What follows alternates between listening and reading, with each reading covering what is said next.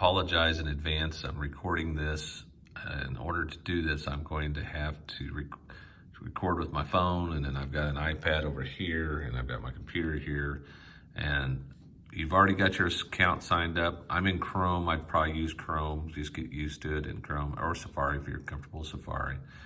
I've already done the sign up earlier in the first video. So when you come to zoom.us, not .com, zoom.us, just type it in there, go to sign in, and then what you'll come down where it says sign in with Google, and it may ask you for your ID or your login name and password, but here, once you do this once, you'll see that your picture shows up here. If you have your profile picture, you can see, and then it shows any of the meetings. Remember we set up meetings here earlier.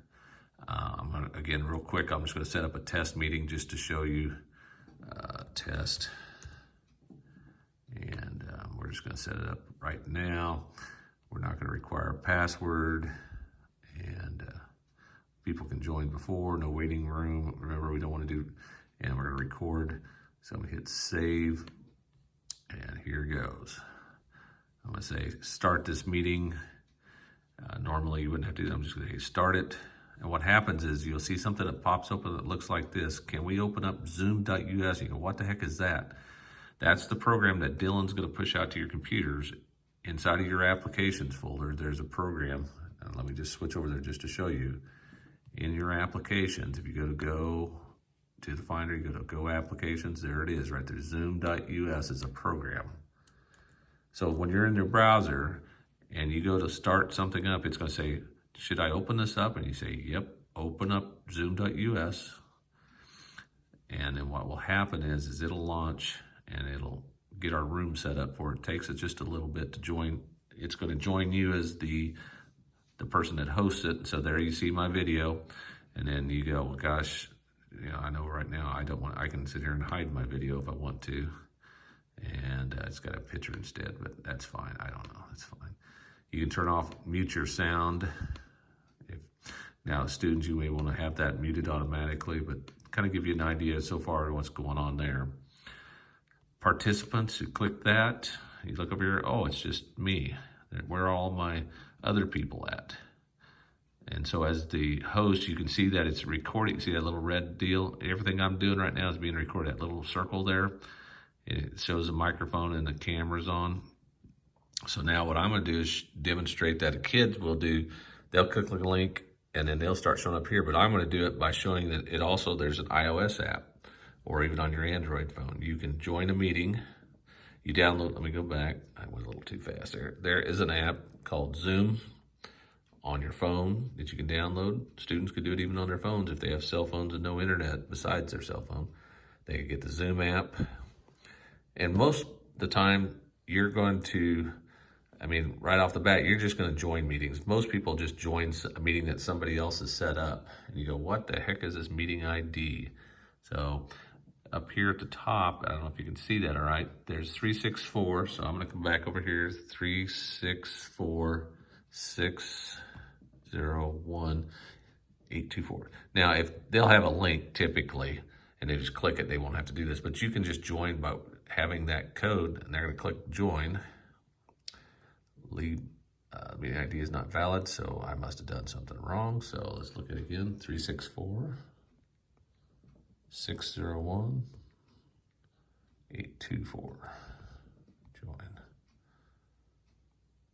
And it's gonna join, and in a second here, well, here it says, Zoom would like to use your camera. I'm gonna let it go ahead and use it, and the microphone. I'm not gonna let it do microphone, or we'll have a lot of distorted sound for this demo anyway.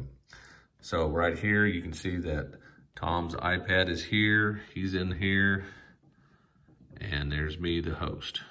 And so that's kind of how it works, except it'll be students' computers, and there'll be their names, however they have it set up. And from there, you can, we're seeing the participants.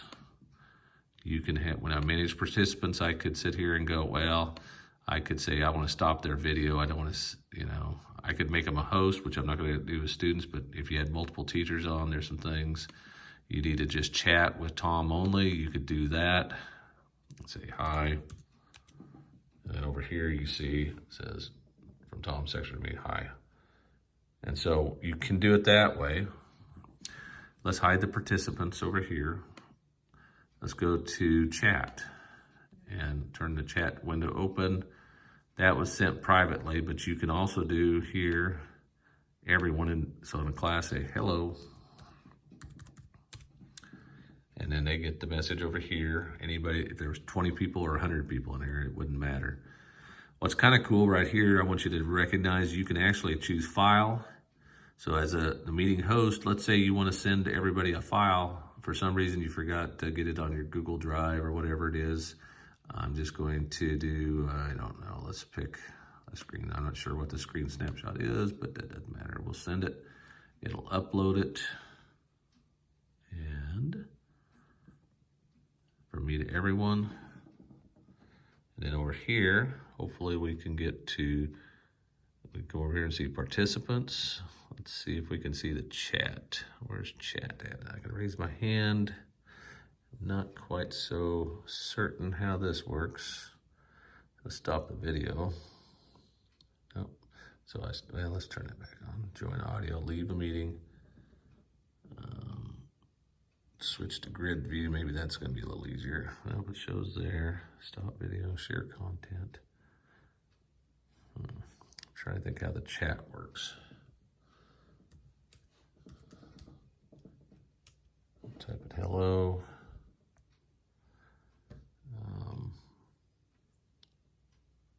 So, not sure, I know on a computer it just shows up. So on the phone, we may have to play with that just a little bit when you do chat. But normally most people are going to connect in with the computer, but we may have to, well, that's why you have Google Classroom. But you have an option here for file. I don't know, it's not supported possibly on, but the student here on iOS, let's just for fun raise our hand. And right here, you see down here, Tom Sextro has raised his hand. So I mean, it's kind of cool. It's just pretty straightforward. And it's recording this all in the background. The powerful part is when you want to start sharing a screen.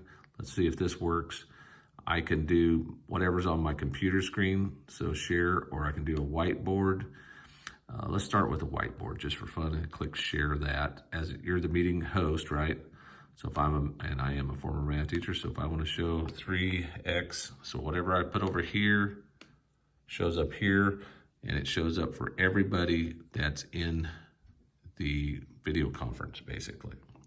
So that's pretty slick as far as being able to share a virtual whiteboard or like a board you would use at work.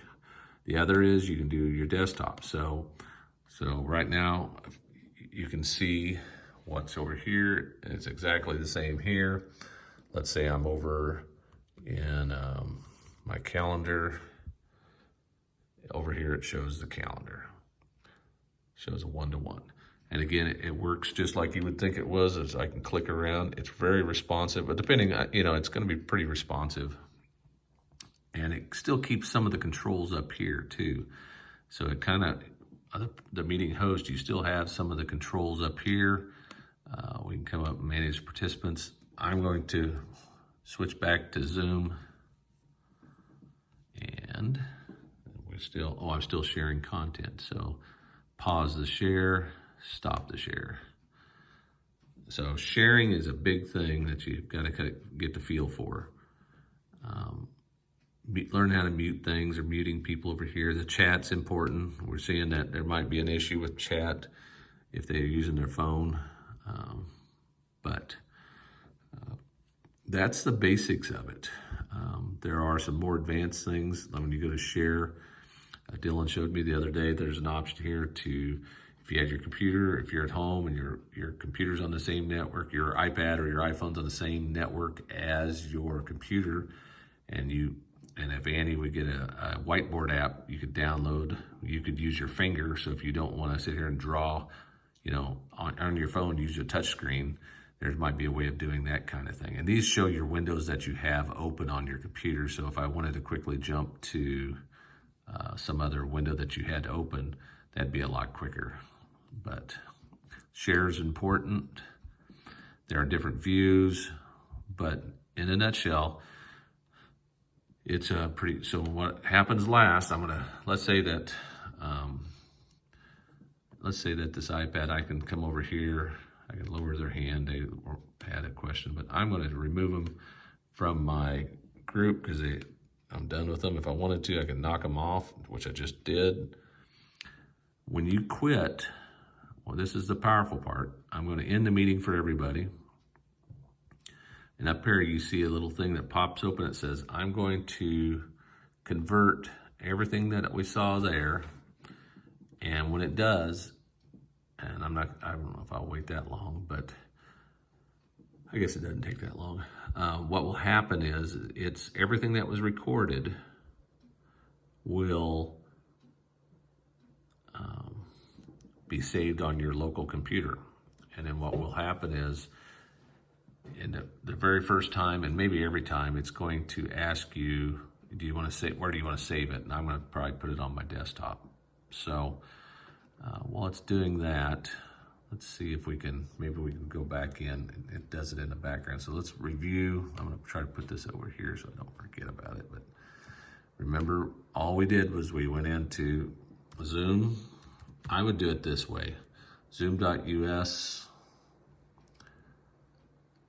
And just, now you see how it just says my account. It doesn't say log in. Since you're already logged in, it kind of remembers you. Chrome kind of does. You just go to my account. Just to show you, I'm going to go ahead and sign out. And then if you ever do that, you get to this screen, you go, oh, it looks different. Just go sign back in. Always use the sign in with Google or your HoltonKS.net account. And then you see your happy face. If you go into your profile, you can upload a picture of yourself. Now, while we're waiting on this thing to convert, let me go to some settings. Okay, let's go back to your profile. Remember the meetings. This is where you set up meetings. This is our test. Let's say I'm done with it and I don't know, it was a mistake. You click the delete button. Or more importantly, what happens is you make a mistake and you go, oops, I forgot to do something. You can edit it. Let me put this over here now. And down at the bottom, there's an edit this meeting. So anytime you have a meeting, you can go back in and edit. You say, oh gosh, that wasn't supposed to be that early in the morning. It's supposed to be, starts at 10. And you accidentally turned on this waiting room, and I wouldn't use the waiting room, and so forth, and you hit save. So you can go through and edit any meeting that you have set up. So let's go back to meetings, tap on that. And so it changed that. I changed the time. I have one set up. Touching Base, it sets up a recurring one every day at 9 that Annie, Gordon, Dylan, and I kind of get in, and we're going to video conference from home just to kind of touch base on what's going on or what we might be doing, so forth. But I'm going to delete this one, just showing you that you can also come in and hit delete. I'm going to delete it. So yeah, hopefully that doesn't affect this. I don't think it will, since it's still converting. Some other things while I'm here, you can go to and recordings aren't going to be recorded. We don't have a pro account. We don't have a 40-minute limit anymore, so you can have a long meeting. But profile, the meetings is where you set your meetings. Ignore the webinars. Ignore the settings over here for recordings. Now, it just finished converting. It says save my recordings at. It's going to put it in your documents folder. And if you're like me, unfortunately, you want to choose a new location. You want to save it possibly out on your desktop. And we'll go ahead and do that. Choose desktop. And then hit save. So you go, or let's give it a second to do it. So on your desktop, it looks like there's a folder here. The time, you open it up. And there is, let's see if we can push our space bar just to preview it. Person that hosts it, so there you see my video, and then you go, oh gosh, you know. So you can kind of, this is. You don't have to do this, but you can just join by having the. So this is probably, I'm pretty sure this is the file. We'll find out for sure. It has some other ones, audio only, But anything with MP4, that's probably what you would upload to Google Drive and say, hey, if you missed the meeting, you can get to it that way. But back to here, I'm gonna run through a couple settings while I've got you here. Under settings, what you can do is, for meetings, you can go through and set different, so you don't have to keep changing it all the time. Like, do you always want to start where your video is showing? If you don't, you do turn that off. So then, from then on, that's the default. Same thing with the people that join your meetings. You can change it there. It's probably just going to be computer audio if you want to, but maybe eventually they'll get it to where people can call in via the phone for schools, but right now that's not the case. And some of it you won't mess with, but whether you can allow private chats, and so that's under the settings. The biggest one I think I changed was maybe the private chat, the file transfer. I allow file transfer. I could turn that off, but it didn't seem to work real well with the iPad. So we may have to make sure we put that on. We won't be able to do that. Screen sharing, allow host. They give you some options what the defaults are, but hopefully this will give you a little bit of an idea how you can start a meeting. If you go to zoom.us and go into it. Now, I'm gonna go ahead and sign in. I'm gonna show you something just a little different since this is more advanced, but let's just quit Chrome entirely. So you're not even in Chrome. You go, okay, now how can I start a meeting without being in Chrome? And you remember when I said when you go to your applications folder, you have to already have your account signed in and such. Under Zoom, there's a program called zoom.us. You can actually come straight here, and what it will do, because you remember really and if you're signed in, which you see my picture there, you can actually just real quickly go in and schedule a meeting. You could make it real new, so I'll just click schedule, and you can do it all from here without even having to go through Chrome.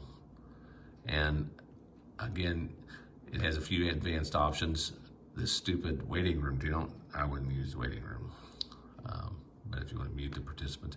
So you can go to the application. It says zoom.us. It's actually an application, it's not the website. But I guess the word of the day is zoom.us. Now, whether you do it, go to your applications folder and just launch it, or if you go to the website, either way. But the first time, you've got to first get everything set up. So hopefully this has given you a better overview and not too much. Rewatch this over and over. If you need to, feel free to contact us and we'll help you. Maybe we can do a Zoom video conference and answer any questions that you have.